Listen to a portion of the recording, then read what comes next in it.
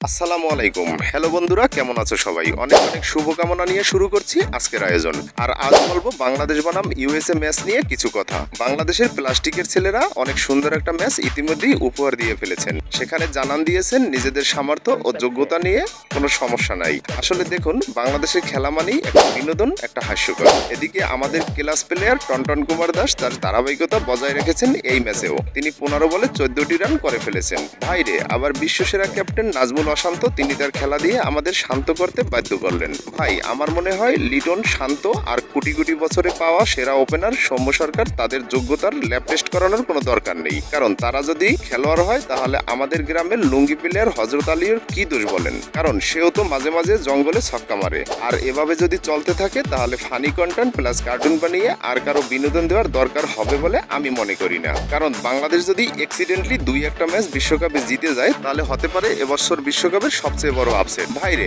আমার মনে হয় এ সময় সব থেকে শান্তিতে আছেন তারা যারা ক্রিকেট খেলা বোঝেন না বা দেখেন না। কারণ আমাদের যে লজ্জা কম সেটা বিশ্ববাসী হয়তো জানতো না। এখন এশিয়া ছেড়ে সাকিবের শ্বশুরের এলাকায় আমেরিকায় জানানো হলো যে আমরা একটা নির্লজ্জ জাতি। আর টনটন কুমার আর অশান্তকে দেখলে মনে হয় লজ্জাও বুঝি লজ্জা পেয়ে যাবে। ভাইরে, এর চেয়ে ভালো আমাদের মাহিয়া আপু। কারণ তিনি 12টা সেন্টারে একটা ভোট না পেয়েও মাঠ গরম করে রেখেছিলেন ঠিকই। আর আমার দেশের প্লাস্টিকের ছেলেরা 30 ম্যাচ পর একটা ম্যাচ ভালো খেলে হয়ে যায় ক্লাস প্লেয়ার। ভাইরে, আমার মনে হয় মিস্টার হাতুরি সিংকে এখন বোর্ড প্রেসিডেন্ট করা সময়ের দাবি। কারণ তিনি যদি পারতেন বাংলাদেশের সকল টনটন মার্কা প্লেয়ার দিয়ে 4 ঘন্টার ম্যাচ 2 ঘন্টা শেষ করতেন আর বাকি 2 ঘন্টা বসে বসে চা পান করতেন। কারণ আমরা পেয়েছি মহাগ্রহ থেকে আগত এলিয়েন মার্কা ক্যাপ্টেন প্লাস টনটন কুমার দাস। ভাইরে, এবার আমার দেশের 18 কোটি মানুষের একটাই দাবি, হিরো আলমকে ক্রিকেটে একটা সুযোগ দেওয়া হোক। কারণ হিরো আলম রাজনীতি থেকে শুরু করে গানের ইজ্জত সবকিছুরই পাইন মারা শেষ। এখন তার নতুন এপিসোড হতে পারে বাংলাদেশ ক্রিকেট। সেটা যাদের হাতে আছে তাদের থেকে হিরো আলমের যোগ্যতা অনেক বেশি হবে বলে আমি মনে করি। এটা হতে পারে সময়ের সবচেয়ে বড় নিনজা টেকনিক।